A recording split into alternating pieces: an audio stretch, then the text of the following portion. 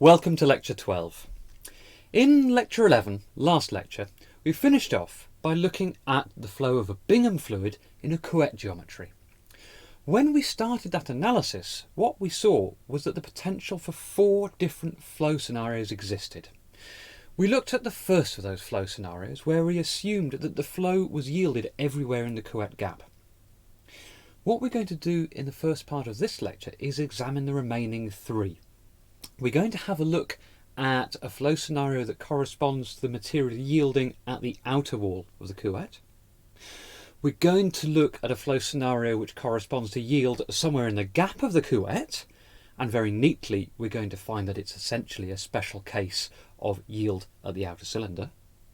And finally we're going to examine what happens when yield is at the inner surface of the Couette and relate this to an experimental technique that we can use to actually measure a yield stress. So what we'll do to start with is to remind ourselves of the Couette geometry again and think about this second flow case, yield at the outer wall. So tau equals tau y at r equals r0.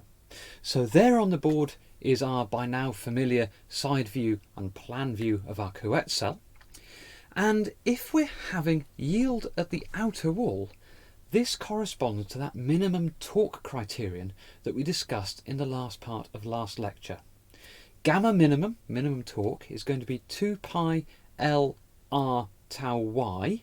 That's the force corresponding to yield stress at a radius corresponding to the outer cylinder radius, times the lever arm r0. So that's where we get that squared term in radius from, and that is the minimum torque required to drive a flow of yielded material through the gap. Okay, so let's see how we analyse this.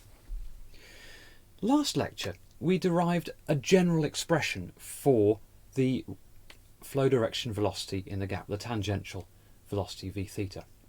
And it was written, as I've written it there on the board, as a group of terms involving gamma, L, mu, B, R and R naught, and as a group of terms involving yielding. And we said that that first group of terms on the right hand side corresponds to what we would find for a Newtonian case.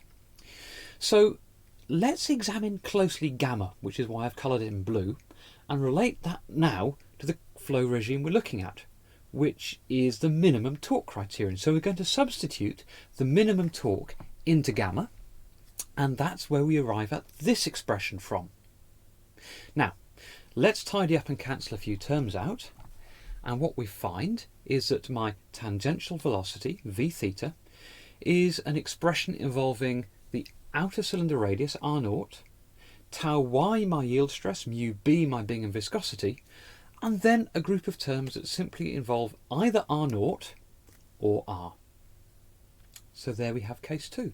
That is v theta when we have yield just at the outer cylinder. So let's add this plot onto the graph that we introduced last lecture. So here's that graph again. We've got effectively a normalised tangential velocity, v theta over v theta max. It peaks at 1 and goes to 0 because of that no slip condition on the stationary outer cylinder. And we have a normalised radius r over the inner cylinder radius, r over ri. So there are the dimensions of the Couette on the board as well, and we can see that RO, the outer cylinder radius, is twice ri, hence the x-axis on this graph spans from 1 to 2. The 3 curves already drawn on the graph was what we saw last lecture. And remember, one of the things that we said last lecture is as the torque increases and increases and increases, we would expect the flow profile within the Couette geometry to approach that of a Newtonian. So at higher and higher torques, the curves should simply overlay, and we're starting to see the beginnings of that result right here. We're doubling the torque, 2 to 4 to 8, and we can see the lines get closer together. Now on this graph, let's plot this minimum torque criterion.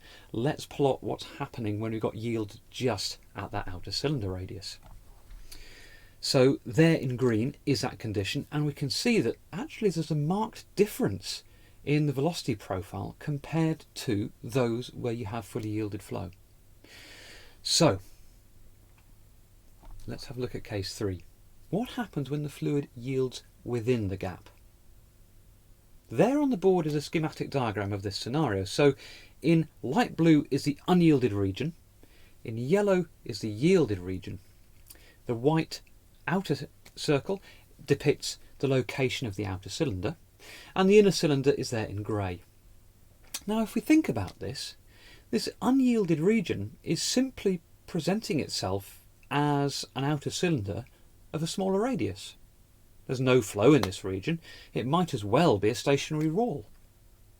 And so if we think about where that yield region is, we can say this is a special case of yield at the outer cylinder. It's just the dimension of the outer cylinder has changed because it now incorporates a static material as well.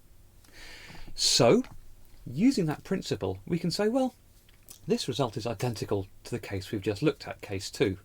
All we need to do is replace R0, the outer cylinder radius, with RC, that radius at which that transition between yielded and unyielded happens. And so there on the board is V theta as a function of RC now, tau y over mu b, and then a group of terms involving RC and R. So, let's see what a plot of this looks like for various fractions of the minimum torque. Fractions of the minimum torque because now we're getting yield within the gap. And so our minimum torque criterion is the upper limit at where we're going to get a yielded and unyielded flow regime in the gap. The first thing to note is don't plot the expression that I have just introduced at values of R greater than RC. We know that at values of R greater than RC, the flow has not yielded and therefore the velocity is 0. If you apply that equation blindly, you're going to get negative velocities. Remember, we had a very, very similar discussion when we talked about Bingham fluids in general, right back at the start of the section on viscoplasticity. So, with that caveat in mind, I'm going to set my gamma, my torque, to 3/4 of the minimum torque. I'm going to plot out V theta over V theta max, and when V theta over V theta max reaches 0, that's where I know that RC is. And so anything with greater radius than RC, I'm simply setting to 0. So there's my profile. I have a flowing region. My flowing region reaches 0. As the radius is greater than 0, greater than RC, I'm just setting that velocity to 0. So let's have a look at half the minimum torque, and we'll see that again there's a very, very marked difference. The region between yielded and unyielded flow now falls at R over Ri is effectively very close to 1. And so we have an opposite trend here compared to case 1. For case 1 we merrily doubled the torque each time and saw that the velocity profiles were very similar. Here we've taken 75% and 50% of the minimum torque and we are getting very, very different flow scenarios. So this has ramifications again for processes such as mixing. So let's look at the final limiting case. What happens if yield is happening in the Couette at the inner cylinder wall? And so we can say that my stress in the system tau is equal to the yield stress, tau y, at a radius equal to the inner cylinder radius, r equals Ri. This gives us a minimum torque criterion for any flow at all. Below this criterion, nothing is yielded. There will be no motion of the system. Gamma dot will be 0. If we think about this, if we have an experimental means of measuring torque as a function of applied stress, not as a function of applied strain rate, gamma dot, but if we have gamma as a function of applied stress, and we just detect movement, we know that must correspond to the yield condition. And remember, in our discussion of rotational rheometry, we said we had two major class of rotational rheometer: controlled strain rate devices and controlled stress devices. This is where you would use a controlled stress device, because as soon as your strain rate is non-zero, you've already exceeded the yield stress. If you have a controlled stress machine, you can say, I am applying X Pascal to this system. Have I detected any movement? No. I have applied 1.1x Pascal to this system. Do I detect any movement? Yes, just. Okay, there's your yield stress. Now, with that in mind, we need to think of an experimental system that is analogous to a Couette cell, that is actually practical. Because if you think about it, we have an inner cylinder and an outer cylinder. We need to get material that is below its yield stress into that gap. Is not very easy from a practical standpoint. So, what we use instead is something called a vane. Here is an end-on view of our Couette, and in place of the inner cylinder I've put a cross. That cross literally is just two intersecting pieces of metal, so it can effectively cut into whatever material is there in the outer cylinder. If we think what happens when the system is in motion, within each quadrant of the cross you've got rigid body rotation. There's going to be no stress applied to the material there, it will be solid. And so in effect, this vane geometry appears cylindrical under rotation due to the unyielded nature of the material in each of those four quadrants. So, if you use a vane tool within an outer cylinder, in a controlled stress rheometer, you apply a known stress to that vane through the rheometer's control system, and you're detecting motion, or the lack thereof. When you go from a stationary to a non-stationary system, that is going to correspond with your yielding point. Okay, let's summarise. We've looked in this part of this lecture at the three remaining cases of Couette flow. Case 2. This corresponds to the minimum torque being developed at the outer cylinder wall, and this yields all the material within the gap. That's our minimum torque criterion.